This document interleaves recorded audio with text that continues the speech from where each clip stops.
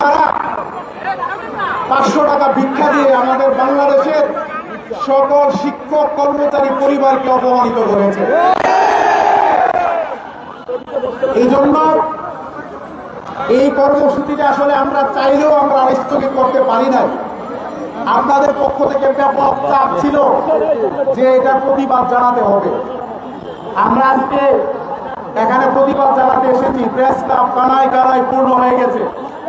আমি শুনেছি লক্ষাধিক শিক্ষক এখানে উপস্থিত হয়েছে। আমি জানি না, আমরা সব জায়গায় দেখতেও পাচ্ছি না, কিন্তু আমাদের কাছে সাংবাদিকরা বলেছে লক্ষাধিক শিক্ষক আজকে উপস্থিত হয়েছে। আমার মনে হয় জাতীয় প্রেস ক্লাবে এই পরিমাণ শিক্ষক বিগত কোনোদিন উপস্থিত হয়েছে কিনা এটা আসলে আমাদের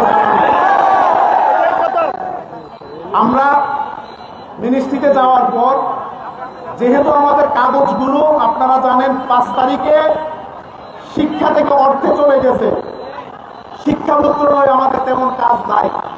আমরা এই জন্য অর্থ মন্ত্রণালয়ে দিয়েছি। আমাদের অর্থ উপদেষ্টা মহোদয় এবং অর্থ সচিব মহোদয়, ওনারা নিউ ইয়র্কে আছেন দুজন।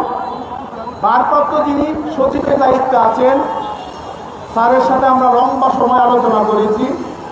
অত্যন্ত ভালো মানুষ, কথাবার্তায় মনে হয়েছে কথা কাজে মানে